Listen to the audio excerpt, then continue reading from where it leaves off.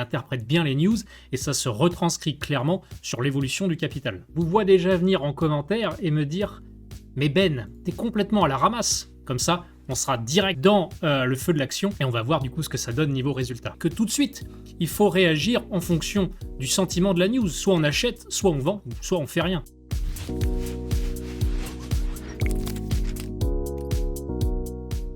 Bon alors, voilà ce qui s'est passé. Dans notre précédente vidéo sur GPT-4, on s'est mis dans la peau d'un novice qui souhaitait utiliser cette intelligence artificielle pour lui pondre une stratégie de trading déjà préfaite avec toutes les règles. Et ce qu'on a fait, c'est qu'on a testé ça dans notre moteur de backtest pour voir quels seraient les résultats sur le Bitcoin. Vous avez été très nombreux à regarder cette vidéo et vous l'avez très appréciée. D'ailleurs, je vous en remercie beaucoup. Et si vous ne l'avez pas encore vue, n'hésitez surtout pas, elle est sur notre chaîne.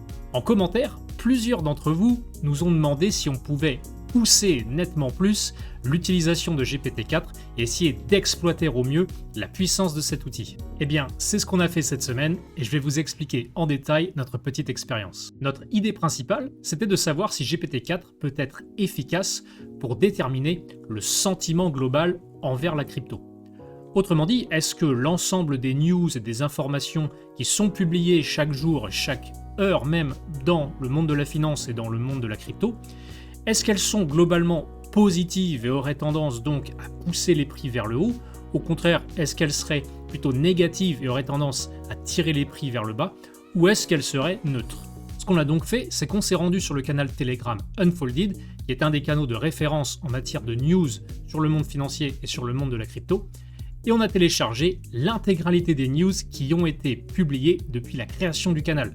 C'est un des plus anciens, il existe depuis 2018, et c'est aussi l'un des plus réactifs, et ça, c'était très important. Au total, on a téléchargé exactement 13 900 news entre 2018 et cette semaine. C'était peut-être d'ailleurs un clin d'œil à mon processeur, le 13900K. Donc ça fait environ 6-7 news par jour depuis 5 ans maintenant. On a ensuite dit à GPT-4 la chose suivante. Tu es un analyste financier de renom, et tu dois déterminer si une news est bullish, bearish ou neutre pour le Bitcoin et les crypto-monnaies en général. Alors, pour petit rappel, bullish ça veut dire haussier, bearish ça veut dire baissier. Pour qu'il comprenne bien, on lui a donné quelques exemples. On lui a dit par exemple, si tu vois que la Chine a banni le Bitcoin, ça c'est un exemple bearish. On lui a donné un autre exemple, on lui a dit si tu vois que le Pentagone a décidé de miner du Bitcoin, ça c'est bullish. Et différents autres exemples comme ça de news bearish, bullish, et on lui a dit de nous répondre par simplement si une news est bullish, bearish ou neutre. On a donc classé chacune de ces news par ordre de publication avec pour chacune d'entre elles le sentiment détecté par GPT-4. Et à partir de là, on peut se poser deux grosses questions. La première c'est est-ce que GPT-4 est un bon analyste financier et donc capable pour chaque news de vraiment détecter le sentiment que la news dégage et l'impact qu'elle pourrait avoir ou non sur le prix des cryptos? Et deuxièmement, est-ce que trader le sentiment de news de manière générale, c'est quelque chose qu'on peut exploiter pour faire des gains? Avant qu'on se plonge ensemble dans notre programme pour découvrir les résultats, je vous invite, si ce n'est pas déjà fait, à vous abonner à notre chaîne et à liker cette vidéo et ce contenu s'il vous plaît.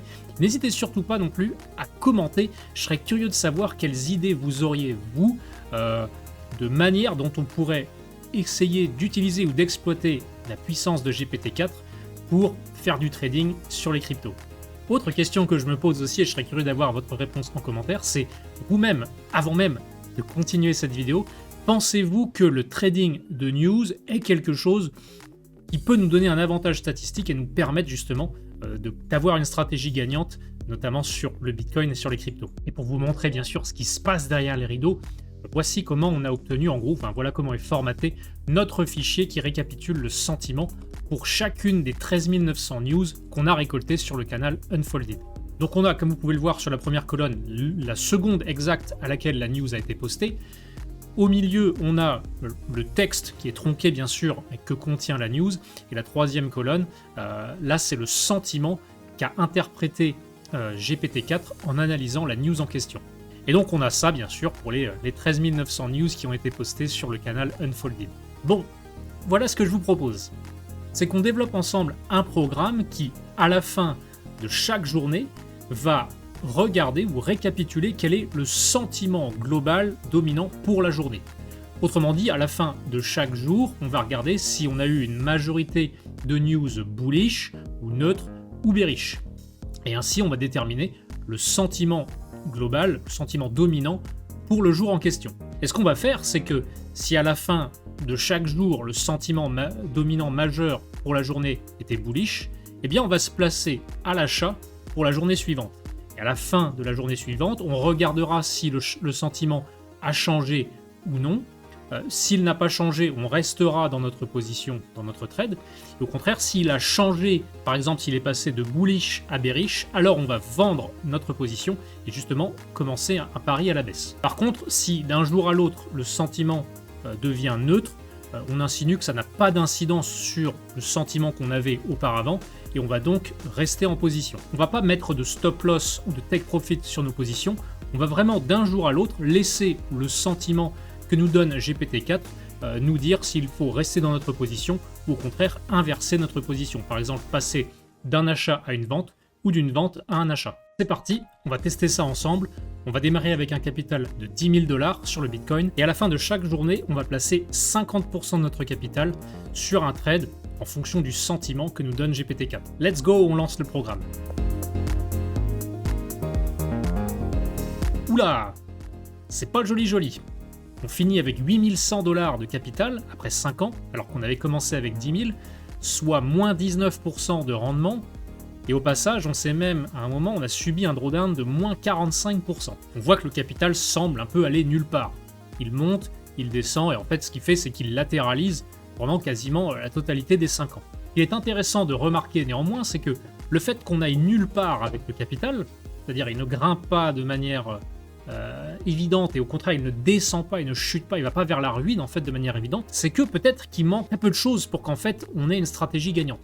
Peut-être qu'en rajoutant justement, en essayant de protéger davantage le capital plutôt que d'attendre à chaque fois 24 heures avant d'éventuellement clôturer notre position, si on ajoutait des stop loss ou des take profit, est-ce que ça améliorerait la chose? Voyons voir, je modifie mon programme et on va voir les résultats. Ok, alors je rajoute différents stop loss qui vont se baser sur la volatilité, donc pour laisser plus ou moins d'espace au prix, on va tester différents niveaux. On va se tester des stop loss fixes et des stop loss trailing, c'est-à-dire qu'ils vont suivre le prix au fur et à mesure qu'il va dans notre sens. Même chose, on va rajouter différents take profit plus ou moins serrés et on va voir ce que ça nous donne. Ok, c'est déjà nettement mieux. Je vous ai mis les colonnes en beige qui vont nous intéresser ici. Donc on a la colonne rendement à gauche et la colonne max drawdown justement à droite. Et on peut voir qu'en rajoutant des stop loss et des take profit pour essayer de mieux protéger le capital, eh bien tout à coup toutes les configurations sont gagnantes. Bon, alors certes, il y en a qui ne sont pas folles du tout, hein, 6% de rendement, 7%, 10, 11, etc. En 5 ans. Bon, on se demande là s'il y a un intérêt à trader une telle stratégie. Par contre, les deux premières sont très intéressantes. On a 136% de rendement et 117% de rendement en 5 ans avec un drawdown qui est tout à fait limité puisqu'il est contenu jusqu'à moins 23% maximum. Donc on sait que le BTC, lui, a perdu près de 80% sur certaines périodes au cours des 5 dernières années. Donc faire un rendement de 136% pour un drawdown, lui, qui n'est que de moins 23, c'est quelque chose de tout à fait viable.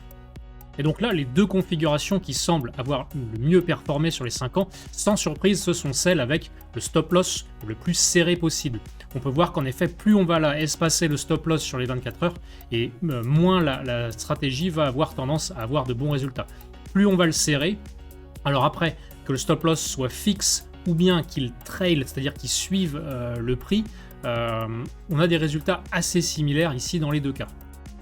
Si on regarde les courbes d'évolution de capital pour les deux meilleures stratégies ici, on peut voir qu'elles se sont plutôt bien comportées sur l'intégralité des 5 ans. Et ce qui est très intéressant à noter, c'est que en ce moment même, ou bien très récemment, elles étaient sur leur all-time high, ce qui signifie que jusqu'à aujourd'hui, la stratégie continue de bien performer. Et c'est pas par le passé, elle a bien fonctionné, mais maintenant, elle irait un petit peu au milieu de nulle part ou aurait perdu en efficacité.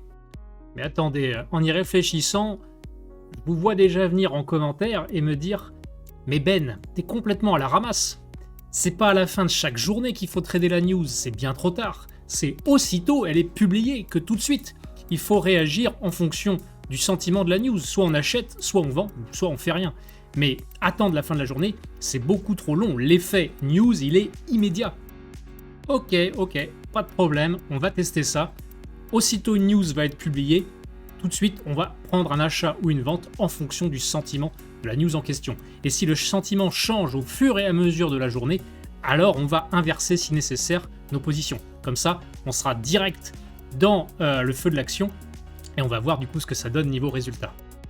En tout cas, on garde quand même dans un coin de la tête que les résultats en attendant de la fin de la journée et en mettant des stop loss et des take profit sont plutôt bons. Ce qui veut aussi nous dire que GPT-4 semble faire du bon travail pour justement analyser le sentiment global à la fin de chaque journée.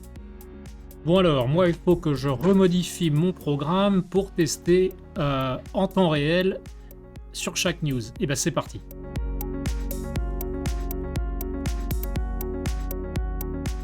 Oula, alors là, c'est clairement à nouveau pas bon. Sans stop loss ni take profit, pareil en attendant tout au fur et à mesure de la journée qu'éventuellement le sentiment change à chaque publication de news. C'est un peu pareil que lorsqu'on faisait ça à la fin de chaque journée, sans stop loss ni take profit. On va au milieu de nulle part pendant un certain temps, mais là, dernièrement, sur les récents mois, la stratégie va clairement vers le bas et se rapproche petit à petit de la ruine.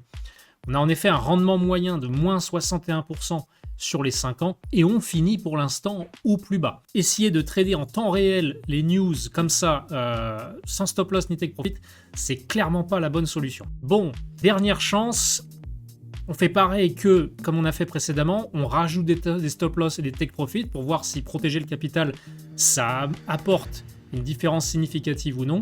Je modifie le programme, comme d'hab, je vous balance les résultats, c'est parti. Et bien sûr, même chose, on va tester avec des stop loss plus ou moins serrés basés sur la volatilité et des take profit là aussi plus ou moins serrés pour voir si sécuriser très rapidement nos profits, c'est mieux qu'au contraire laisser beaucoup d'espace au prix pour aller dans notre sens. C'est deux concepts totalement différents, on va voir s'il y en a un justement qui semble mieux que l'autre, ou si les deux d'ailleurs ne fonctionnent pas du tout, ce qui est aussi possible. Ok, là on a des résultats très intéressants. Ce qu'on a fait, c'est que en mettant un stop loss, on a limité notre perte sur chacun des trades, notamment à 1% du capital. Donc si notre stop loss d'origine se fait toucher, on perd 1% de notre capital total. On a des stratégies qui sont très bonnes et d'autres qui sont très mauvaises. Et ce qu'on remarque, c'est que en serrant le take profit, donc en bridant nos potentiels profits sur chacun des trades, eh bien, on a des résultats qui sont très mauvais et les stratégies en question se trouvent tout en bas du tableau. Au contraire, celles qui performent le mieux et de loin, ce sont celles qui donnent un potentiel de gain infini sur chacun des trades, mais qui vont nous sortir en remontant le stop loss petit à petit, plus un trade va dans notre sens. Autrement dit, c'est ce qu'on appelle un trailing stop loss, un stop loss suiveur qui va remonter dès lors que le prix évolue dans le sens du trade. Et il n'y a pas besoin de laisser beaucoup d'espace au stop loss à l'ouverture du trade. Le simple fait de le mettre, comme on peut le voir sur les deux meilleures stratégies ici, à une fois la volatilité ou 0,5 fois la volatilité moyenne, ça suffit pour historiquement avoir de très bons résultats. On a en effet 4800% de rendement sur les 5 dernières années avec la première stratégie, pour moins 55% de drawdown, et pour la seconde, on a 625% de rendement pour un drawdown qui est beaucoup plus faible, un drawdown max de moins 32. Et si on regarde la courbe d'évolution de capital, chacune des deux meilleures stratégies, d'ailleurs c'est la même stratégie, c'est juste que pour l'une, le stop loss de départ est plus serré que l'autre. Eh bien, l'évolution du capital est très bonne et très saine. La stratégie est quasiment sur un all-time high, la hausse est plutôt linéaire, on voit que sur les premières années, ça a été un petit peu plus compliqué que ça ne l'est sur les derniers mois et les dernières années. Alors, l'explication potentielle, c'est je pense que à l'époque, peut-être en 2018-2019, il y avait moins de news qui étaient publiées chaque jour qui pouvaient impacter les cryptos, et donc c'était peut-être plus difficile d'avoir un sentiment global tout au fur et à mesure de la journée. alors que dernièrement, il y a beaucoup de news, enfin dernièrement, ça fait plusieurs mois et années maintenant, il y a beaucoup de news en continu, donc GPT-4 semble être bien plus capable d'analyser un sentiment dominant, et ce tout au long de la journée. Et ça se matérialise clairement sur les résultats qui sont très bons, et la courbe de capital qui est vraiment linéaire vers le haut. Et au passage aussi, si le trading algorithmique c'est quelque chose qui vous intéresse, je vous invite à rejoindre notre canal communautaire Opsid, vous trouverez le lien dans la description de la vidéo. Vous pouvez aussi vous rendre sur notre site internet www.opsid.com. On développe des stratégies algorithmiques pour performer sur le marché des cryptoactifs et ainsi pouvoir dégager des revenus sans avoir à être devant son PC à ouvrir et fermer des trades manuellement. On fait ça depuis des années maintenant, ça fonctionne bien et si ça vous intéresse, www.opsid.com. Donc en résumé, interpréter le sentiment tout au long de la journée lorsqu'une news est publiée, se placer en conséquence avec un stop loss logique pour protéger notre capital mais pas trop éloigné ni trop serré, avec un potentiel de profit sur chaque trade qui n'est pas bridé, ça semble être une très bonne stratégie. Et on voit que GPT-4, à l'évidence, fait un très bon travail d'analyste financier. Il interprète bien les news et ça se retranscrit clairement sur l'évolution du capital. 4800% de performance en 5 ans pour moins 55% de drawdown. Pour rappel, c'est un drawdown qui est nettement inférieur à ce que Bitcoin ou d'autres altcoins d'ailleurs ont pu subir et subissent parfois même chaque année. Donc d'après moi, ce sont des résultats très bons et ça me donne envie d'ailleurs d'aller creuser davantage cette stratégie et voir si on peut l'optimiser et l'améliorer encore. Après, si moins 55% de drawdown c'est bien trop pour certains, on a juste à réduire le risque pris par trade pour arriver à un drawdown max de l'ordre de grandeur qui vous conviendrait. Bon, je crois qu'on a donc répondu à nos deux questions initiales. GPT-4 est-il un bon analyste financier capable de bien interpréter une news et détecter le sentiment qui en ressort? Ça oui. Deuxième question, le trading de news est-il encore viable aujourd'hui pour dégager des gains sur les marchés financiers, notamment sur les cryptos? Je crois qu'on peut clairement affirmer que oui. Et donc voilà comment, en utilisant bien GPT-4 de manière beaucoup plus approfondie, comme vous le souhaitiez et comme vous l'aviez mentionné en commentaire dans notre précédente vidéo, ça permet d'avoir une stratégie de trading clairement gagnante, même clairement gagnante jusqu'à aujourd'hui où on est là actuellement sur les records historiques ou très très proche des records historiques. Si vous avez apprécié cette vidéo, n'hésitez surtout pas à vous abonner ou à nous mettre un like, ça nous fait très plaisir. Moi, comme je vous ai mentionné, cette stratégie basée sur les news m'intéresse beaucoup. Je vais voir comment on peut tenter d'encore améliorer les résultats. Je vous partagerai ça, si j'y arrive bien sûr, dans une prochaine vidéo. Donc soyez certains de ne rien louper et de vous abonner. Je vous souhaite à toutes et à tous une excellente journée. On se retrouve très bientôt. Ciao.